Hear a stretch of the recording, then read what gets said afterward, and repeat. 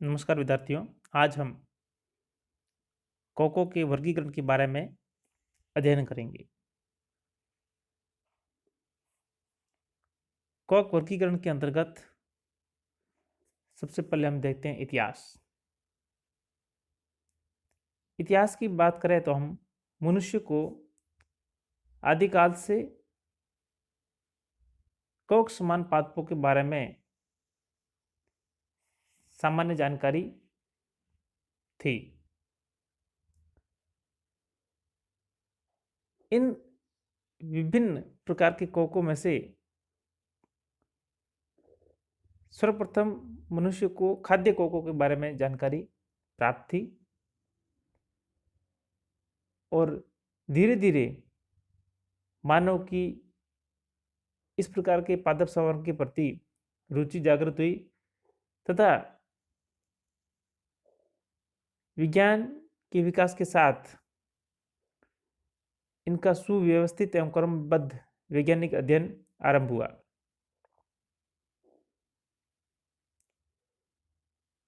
इस वैज्ञानिक अध्ययन को सुगम बनाने के लिए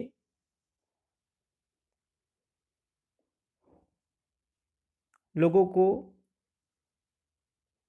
एक सर्वमान्य वर्गीकरण की आवश्यकता का अनुभव हुआ। इसी क्रम में वर्गीकरण के अंतर्गत सर्वप्रथम लिनियस ने अपनी वर्गीकरण पद्धति के अंतर्गत कोको को एक पृथक पादप प्रभाग क्रिप्टोगेमिया के अंतर्गत फंजाई नामक वर्ग में रखा। परसोन ने 1801 के अंतर्गत अपनी पुस्तक मैथोडिका फंगोरम में विभिन्न कवक सदस्यों को वंश, कुल एवं गण में विभेदित किया। इलियास प्राइस ने अपनी पुस्तक सिस्टेमा माइकोलॉजिकम में कवक सदस्यों को 4 वर्गों में बांटा।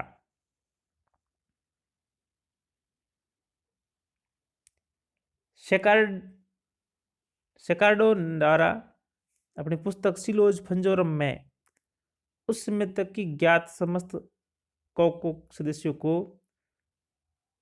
6 संवर्गों में विभक्त किया गया, जिसके अंतर्गत प्रथम शाइजोमाइसिटीज,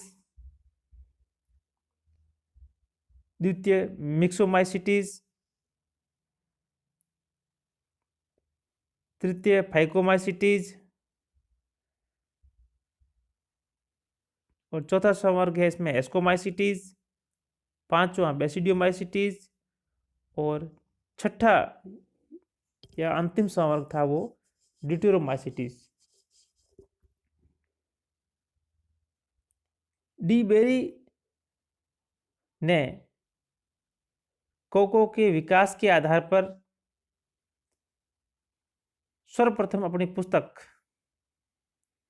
comparative morphology and biology of fungi में कोको को 5 क्लास में विभेदित किया, जो निम्न प्रकार से हैं। पहली क्लास है वो है फाइकोमाइसिटीज, दूसरी है आपकी हाइपोडर्मी, तीसरी क्लास है वो है बेसिडियोमाइसिटीज, चौथी है वो एस्कोमाइसिटीज और पांचवी है वो मिक्सोमाइसिटीज।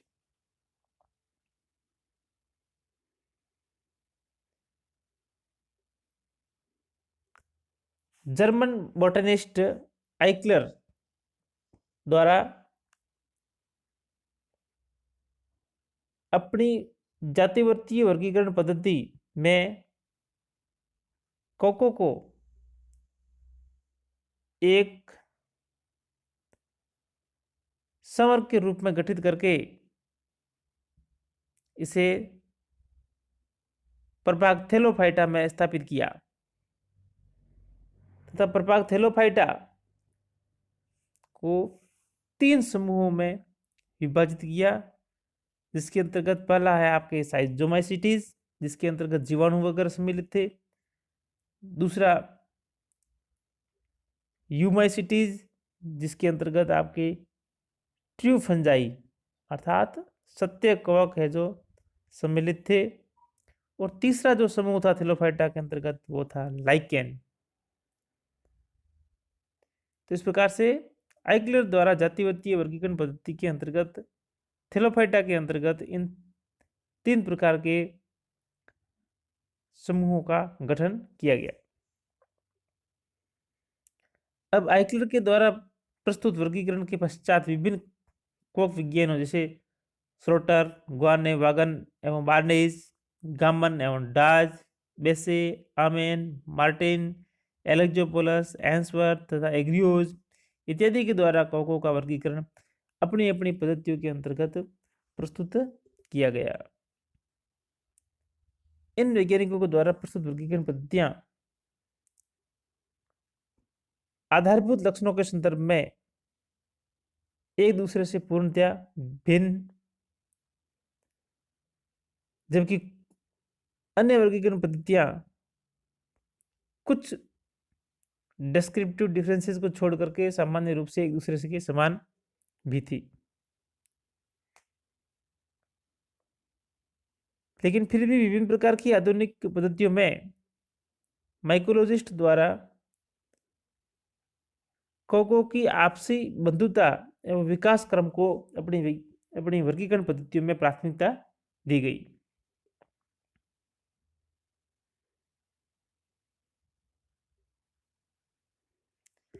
हालांकि प्राय सभी कवक विज्ञानी जीवाणुओं को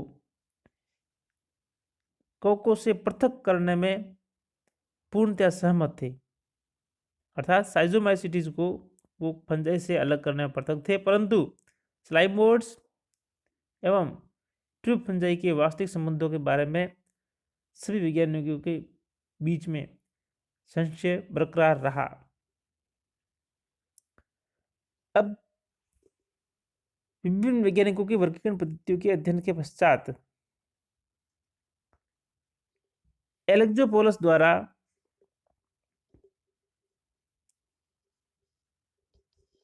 और एलेक्जोपोलस एवं स्पेरो की जो अवधारणा थी उनके अनुसार कवक संवर्गों के अंतर्गत फाइगोमाइसिटीज का गठन जो पूर्णतया है जो अप्राकृतिक रूप से किया गया है, ऐसा उनका मानना है। और उनके अनुसार इन विभिन्न कवक सदस्यों को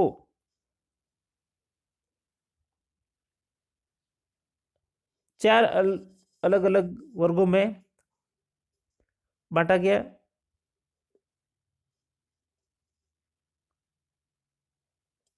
फाइकोमाइसिटीज, एस्कोमाइसिटीज, बेसिडियोमाइसिटीज एवं ड्यूटेरोमाइसिटीज। क्योंकि साइजोमाइसिटीज जो था उसके अंतर्गत जीवाणुओं को एक अलग प्रभाग के रूप में स्थापित किया गया। अब हम अपने सहूलियत के हिसाब से पाठ्यक्रम के अनुसार एलेक्जोपोलस द्वारा प्रस्तुत वर्गीकरण पद्धति, जो कि एक सर्वाधिक मान्य एवं सुग्राह्य वर्गीकरण पद्धति है, इस वर्गीकरण पद्धति को एलेक्जोपोलस द्वारा 1962 में अपनी पुस्तक इंट्रोडक्टरी माइकोलॉजी में प्रस्तुत की गई थी। इस पद्धति के अंतर्गत जीवाणु को छोड़कर, जैसे कि मैंने पहले इसके बारे में बात कर चुके हैं कि इस पद्धति के अंतर्गत जीवाणु को छोड़कर सभी कवक सदस्यों, जिसके अंतर्गत आपके स्लाइम बोर्ड्स भी है और ट्यूब फंजाई है, को एक ही प्रभाग माइकोटा में रखा गया।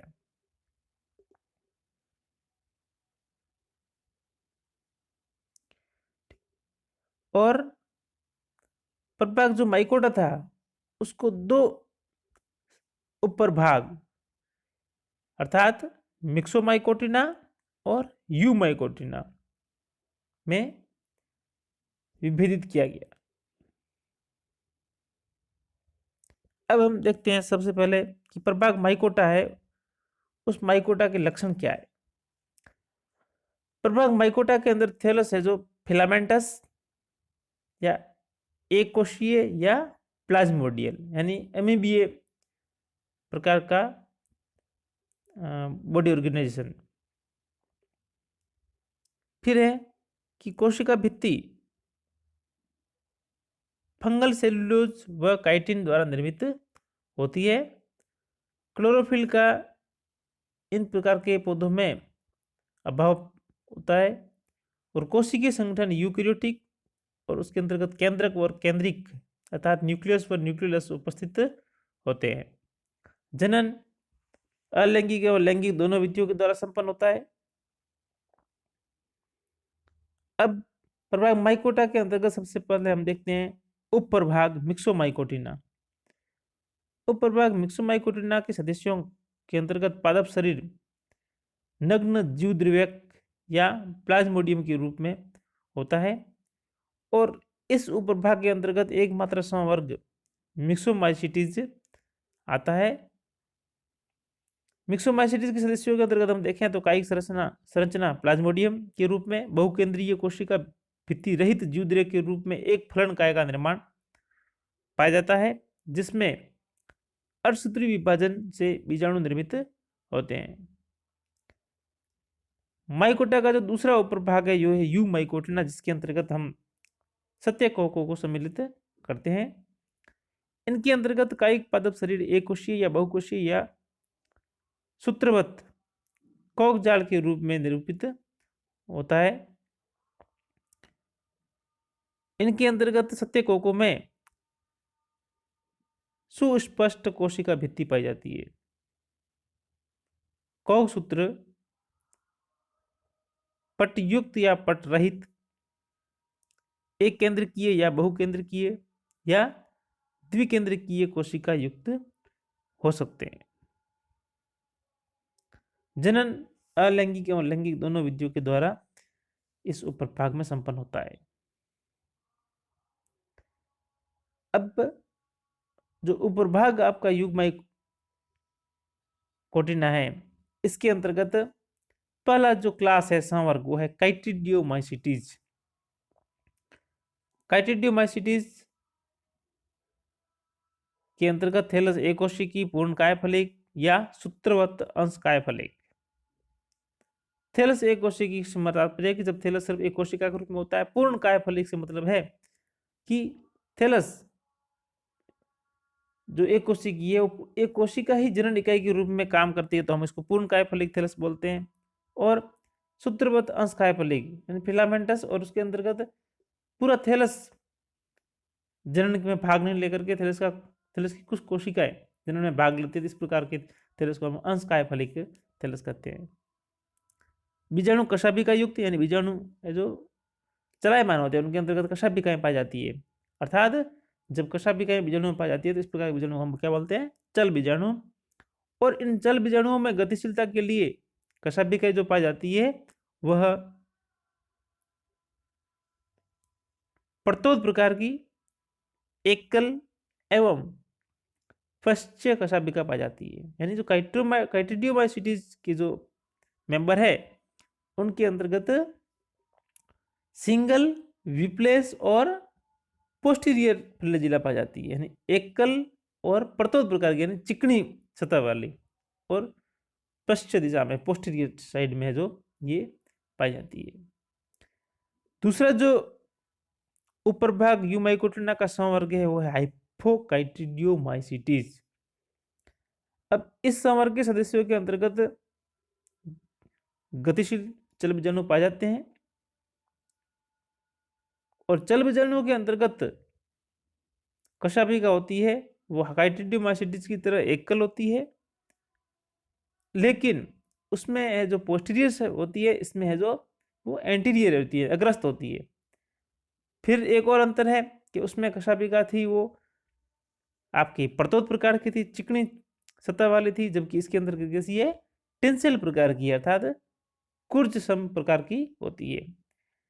हम अपने पहले अध्ययन में पढ़ चुके थे कोको के सामान्य लक्षणों के अंतर्गत कि प्रतोद और टेंसिल में अंतर ये होता है कि प्रतोद के अंतर्गत कशापिका है जो चिकनी भित्ति वाली होती है, इसके ऊपर कोई भी किसी प्रकार की उपांग नुमा संरचना नहीं पाई जाती है, जबकि कुछ प्रकार की कशापिका के दोनों सतहों पर है आपको मेस्टिको नेम्स अर्थात रोम नुमा संरचनाएं दिखाई देती है। तीसरा जो समवर्ग है यूमाइकोटिना का वो है आपके ऊमाइसीटीज। इस समवर्ग के सदस्य प्राय परजीवी या मर्तोपजीवी के रूप में पाए जाते हैं और कवक जाल होता है वो सिनोसिटिक होता है अर्थात पट रहित होते हैं। जब किसी कवक जाल के अंदर कवक तंतुओं के अंतर्गत हमें पट देखने को नहीं मिलते हैं तो संपूर्ण जो आपका उसका प्रोटोप्लाज्म है जो एक ही नली के समान भरा रहता है, नली के एक ही नली में रहता है। तो इस प्रकार के कवक तंतु को हम बोलते हैं सकोशिक कवक तंतु। चल बीजाणु इसके अंदर पाए जाते हैं वो द्विकशापिक होते हैं।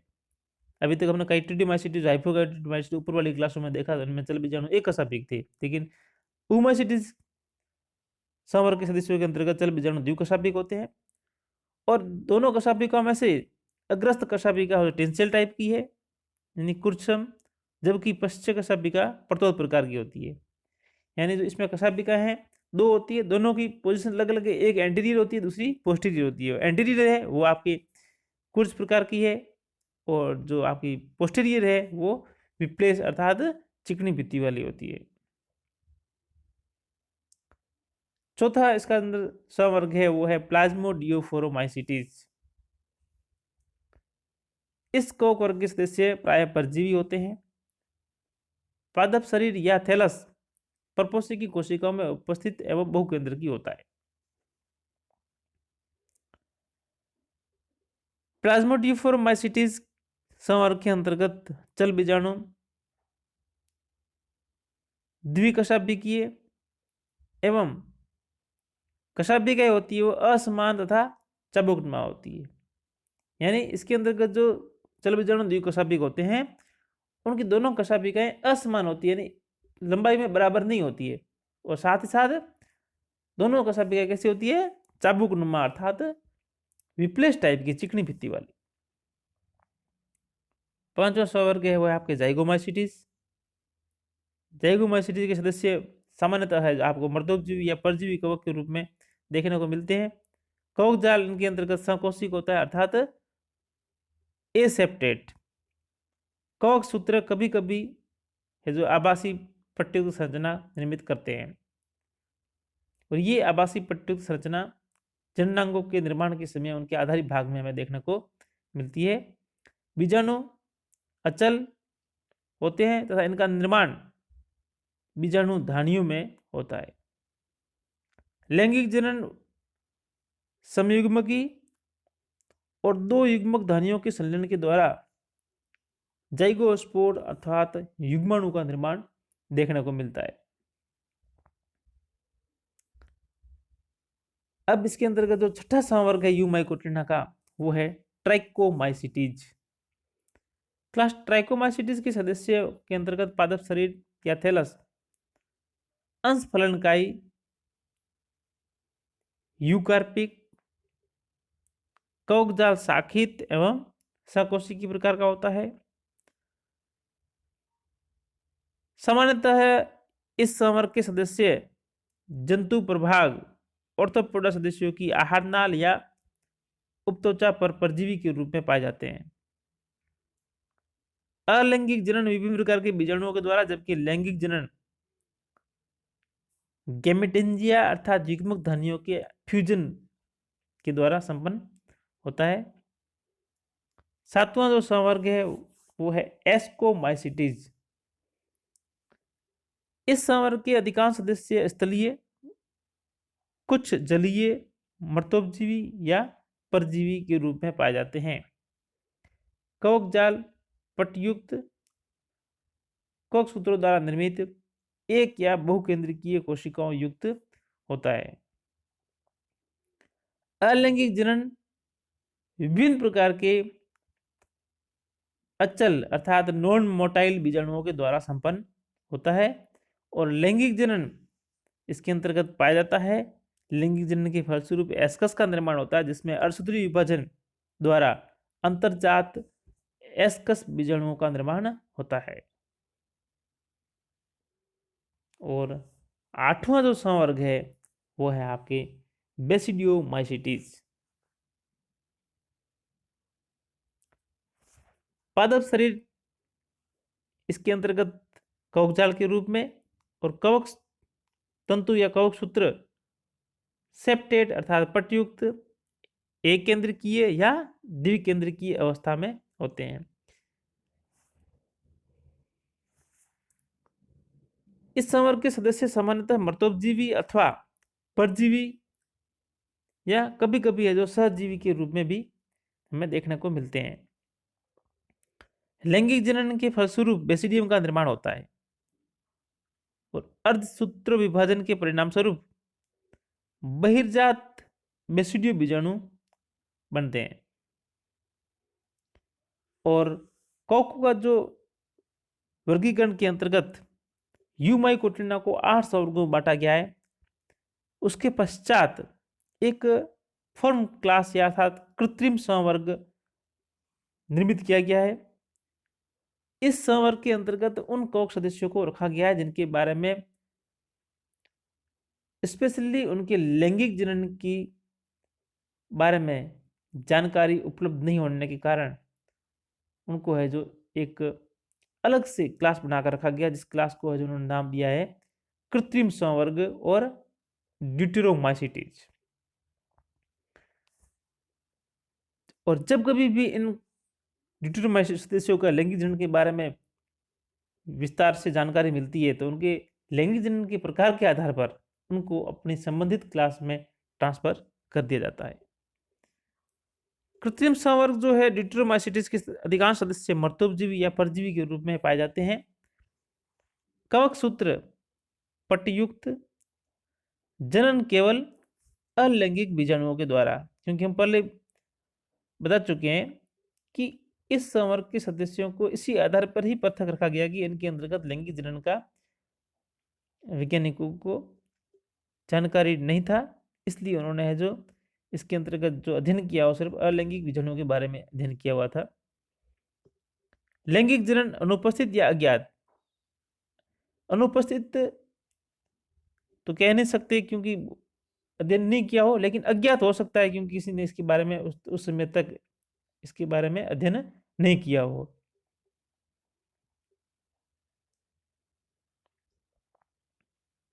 तो इस प्रकार से हम देखते हैं कि कवक समस्त कवकों को एक प्रभाग माइकोटा में रखा गया। माइकोटा को 2 उपप्रभाग मिक्सोमाइकोटिना और यूमाइकोटिना में विभक्त किया गया। मिक्सोमाइकोटिना के अंदर एक क्लास थी, वो आपकी थी मिक्सोमाइसीटीज, जबकि उपप्रभाग जो यूमाइकोटिना था दूसरा उपप्रभाग, उसके अंतर्गत 8 क्लासेस थी। सबसे पहला था आपका संवर्ग काइटिडियोमाइसीटीज, ठीक है ना। दूसरा आपका था संवर्ग हाइपोकाइटिडियोमाइसीटीज, तीसरा आपका था ओमाइसीटीज, चौथा आपका था प्लाज्मोडियोफोरोमाइसीटीज, पांचवा आपका ट्राइकोमाइसीटीज, छठा आपका जाइगोमाइसीटीज, सातवां आपका एस्कोमाइसीटीज और आठवां आपका था बेसिडियोमाइसीटीज, और अंतिम जो कृत्रिम संवर्ग था वो ड्यूटेरोमाइसीटीज। तो इस प्रकार से ये एलेक्जोपोलस द्वारा प्रस्तुत है जो एक सर्वाधिक मान्य एवं सुग्राह्य वर्गीकरण की रूपरेखा है। धन्यवाद।